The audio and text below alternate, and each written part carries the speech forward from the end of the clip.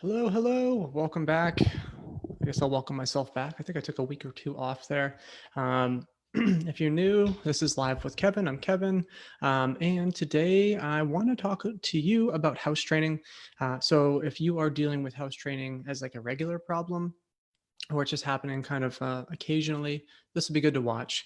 Um, for starters, I'd like to say that if you're dealing with house training issues primarily when you leave, so if you leave your house and that's when the accidents are happening, um, it could just be that you have a young dog and they have to genuinely go because you're gone too long. It could be that they have too much access, or there's also a chance that it could be anxiety related. If it is anxiety related, I'm not going to touch on that. But if it happens to be that your dog has too much freedom or is just too young, then that is something that I'll touch on. If you have any questions, please feel free to ask as we go through this. Um, I also want to say that if you're watching this, you're not alone. Um, there are so many people that have issues with this. In some cases, it's, somebody has multiple dogs that are doing it. In other cases, it's just one. But generally speaking, dogs are either very, very, very easy to house train or it's relatively challenging. The ones that are easy to house train, they typically just end up picking up on it a little bit quicker. And it could be some of the things that the people are doing. So kind of naturally, maybe you're already rewarding your dog for going outside instantly. And maybe you're done some correct stuff, but generally speaking, some are easier, some are harder. The harder ones are much harder. And they require more of a detailed plan. I want to go through some of that today to give you some direction on how to help. Let's start off by talking about what not to do. So I think that's helpful. One, if you're doing this, go ahead and stop. Don't punish your dog for going to the bathroom in the house. It makes sense. It makes sense to punish them in our minds because we would think, okay, well, if I say bad dog or no or whatever, if I punish him correctly, he would stop because he'll understand that that's not what I want. So it technically makes sense to us, but to our dogs, it doesn't make the same sense that it does to us. Oftentimes, what ends up happening for our dogs is they go through the process of, okay, I just peed or pooed, and now my person is yelling at me. Um, I don't. Then they kind of go into, well, I don't really want to be around my person when I'm peeing or pooing, and that could mean that they don't want to do it in front of you.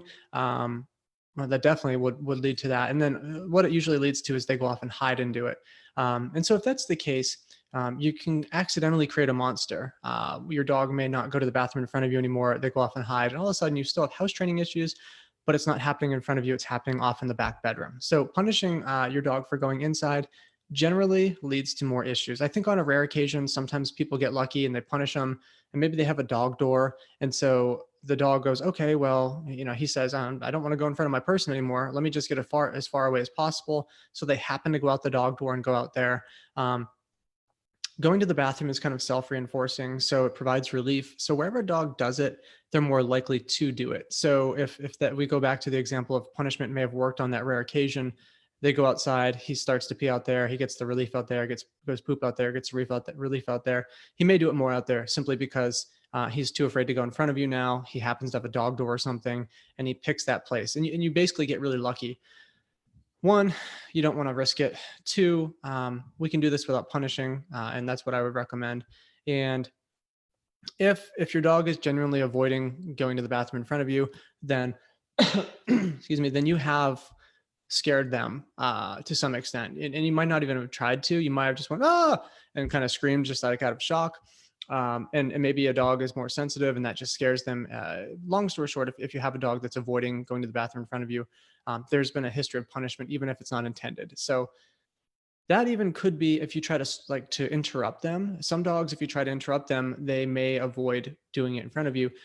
So a general rule of thumb is you'd want to wait until you've got a lot of success going and you've got a plan down before you even try to interrupt them. 3 or 4 weeks of success before you would say, oh no, let's get you outside. Because interrupting them could accidentally lead to them avoiding going in front of you, and then you've got a worse problem. So think of it this way: if your dog is peeing or pooping in front of you, like in the carpet or on the carpet or wherever you're standing, it's actually a good thing. I mean, I would label it that way. It's a problem in general that we can work on and solve. But if it's happening in front of you, it's a good starting point because we can transfer that out. So don't punish. Try not to interrupt in the early stages. Um, don't give too much access or too much freedom. So that's another huge mistake. If you have an open floor plan, and you've got a dog that's going to the bathroom in the house, you need to block off access to the open floor plan. And there's different types of gates that extend, like X pens can be kind of opened up so they extend out so they can block off access to different areas of the home. You can also connect multiple X pens together and make a relatively large circle that your dog can hang out in. Um, but if you give too much access, it generally leads to a dog peeing or pooping somewhere. So that's another mistake that people make. So those are some things not to do. Um, what you can do, one, I would say there's so many important things to do, but a really important thing is you must go outside with your dog, wait for the pee or poo to happen, and then give them something that they would really, really enjoy. Food is going to be the easiest answer. Sometimes people will try to praise them, and maybe you'll get away with it sometimes, and it'll work. But generally speaking, if you go with the big guns, something like string cheese or other tasty snacks that they enjoy, you're going to get a quicker result because they are going to realize at some point that going outside and going to the bathroom produces that result. That's not something you'll have to do forever, but it's something that you'd want to definitely do in the early stages. So reward them for going outside. I think if you have a fenced in yard, it's wonderful. I think I wish everybody would have a fenced in yard for their dogs, but sometimes people with fenced in yards take for granted that their yard is fenced in, and they will just let their dogs out and say, well, I think they went, or I hope they went. Or they'll figure it out themselves. But oftentimes we're not there to reward it. And it's not uncommon for dogs to come back inside and pee or poop inside after they were just outside. So think of it that way. Go outside with them and reward them. I would do that if I had a puppy. Say I got an 8-week-old puppy tomorrow.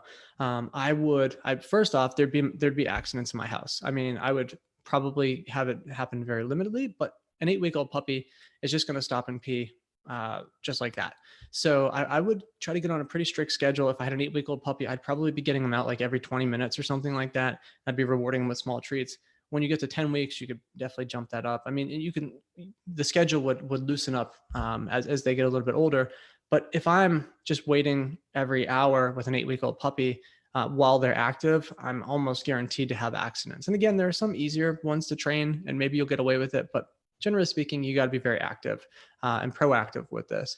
So I would get them out very, very often. I'd be rewarding them quite heavily for going outside. You really want to develop kind of like a habit for going out there. And what I mean by that is if all of the reinforcement comes outside or happens outside, they're going to develop a bias towards wanting to go out there and get that reinforcement. So that's what you'd want to shoot for. Use a leash. I mean, at 8 weeks old, you might be able to walk out there and they stay kind of close to you. But once they hit like 12, 13 weeks, they are going to start wandering away. And for the best results, you're going to want to be right next to them to reward them. Because any sort of delay could potentially mean that they're not connecting the dots. So reward heavily, I would say too. It could even just be like you take a chunk of string cheese that's this big and you say, oh, what a good dog. And you just start breaking off little pieces of it and feeding it to them as if it's like 20 treats, but really it's a little chunk of string cheese that's yay big. So break it down like that. Get on a schedule. And that way you are setting yourself up for success and also your dog. I'm a huge fan of setting a timer. Even like a stove timer is great. If you have a family if you're just by yourself and you're raising a dog, you can set like a cell phone timer. But if you have multiple people in your house and someone's using a cell phone and that person happens to be like upstairs in their bedroom and their cell phone goes off and they don't tell the person that has the puppy or the dog, then there's going to be accidents. So stove timer is nice for homes with multiple people because it's hard to miss that. I would even, if I had, like if my son Dexter was like 10 and we got a puppy at that point, I would have it so that, I do let outs at this time, he does let outs at that time. And then my wife Kelly does let outs at a certain time. We'd have it like structured so that it's like foolproof so that there's very limited chances that there are accidents. Again, things can happen still. Going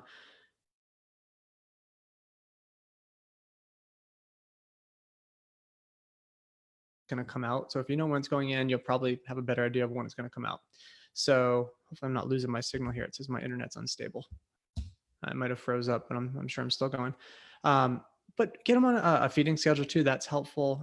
If they're just eating food nonstop all day, it might be harder to tell when they're going to poop. Whereas if they're eating twice a day, for example, it's probably have a better idea. And a common question too is like, should you limit water intake? I don't typically do that. I might pick it up at a certain hour in the evening, maybe feed, end the feeding at a certain time, end the watering at a certain time. But throughout the day, I think if you just take water away, you're probably setting them up to fail. When it goes back down, they're probably just going to chug it all down right away. And yeah, so I would recommend keeping water down at all times. And another thing that goes hand in hand with house training and more or less the potty training aspect of it is crate training. Crate training is something that works very, very well if done correctly. If you're just throwing your puppy in there and they're freaking out and everything, it's not probably going to work the way that we want it to. But if we're doing crate training correctly and they're enjoying it in there and the crate is the correct size, most puppies are not going, or most dogs, I should say, are not going to use the bathroom in the crate if it's the correct size, unless it's an absolute emergency. If they're in there for 8, 10, 12 hours and they really got to go, they're probably going to go. Or if they're dealing with some extreme anxieties, they're probably just going to let it all go and not really be too concerned about it. They're just so anxious, it's just happening. So if it's anxiety related, this isn't necessarily for you. If it's just simply the crate is too large, sometimes they'll pee or poo on one side of it and then hang out on the other side because they're fine with it. They're not in their mess. So if it's properly sized, they can pretty much stand up, turn around, lie down comfortably, and they can't use the restroom in one end and hang out in the other. The crate is a nice tool because if it's done correctly, it's not a place that's torturing them. They're enjoying it in there. They've got lots of things to do in there. You can use it to get them to kind of hold it a little bit longer. So you could do something along the lines of, you want to go maybe 45 minutes between let outs. So maybe you go 30 minutes in the house of freedom, you stick them in the crate for about 15 minutes. And then after that, you let them out.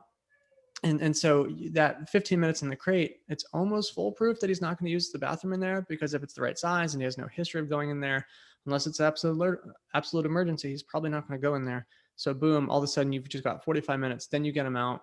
He pees, poos, whatever he's got to do. You reward him.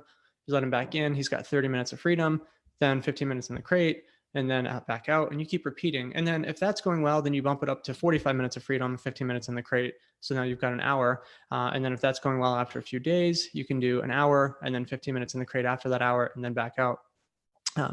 Another mistake that happens is that people will let their dog out and their dog, he or she will pee. And the person's like, I know you got to poop. And he or she doesn't poop. So then they let their dog right back in and he or she just poops almost instantly and inside. It's very frustrating for people. I would say a good rule of thumb is that if you're really convinced that your dog needs to poop and they didn't poop, bring them back in, either keep them tethered to you. And the hope of that would be that they're not going to poop right under your feet. But you can if they're tethered to you, you can kind of watch their body language closely. Or what I like to do is just bring them back in, stick them in the crate, give them something to do. It's not supposed to be a punishment or anything like that. Just simply putting them in there, assuming that they're not going to go in there and go to the bathroom in there, that is. And then after about 15 minutes, let them back out. If he or she poops, then they get freedom. If he or she does not poop, they go back in the crate for about 15 minutes. And you just keep doing that until they finally poop. So pooping will give them access and freedom in the house. It also gets them a food reward. And then you're kind of managing by putting them in the crate if they don't go when you think they do. Generally speaking, if you think they need to go, they probably do. You're probably going to be on to something like, okay, you poop every day at 3 p.m. You're not pooping at 3 p.m. today. You didn't poop earlier. I know you got something in you. Follow that system. It's going to set yourself up for success. So it's pretty straightforward. And again, even if you follow those rules loosely, you might just have a ton of success because some are easier than others. If you have one that's really, really challenging, no matter what you're doing, you're having issues with it, then you're going to need a more detailed plan. That's something we can help you with either remotely or with private training.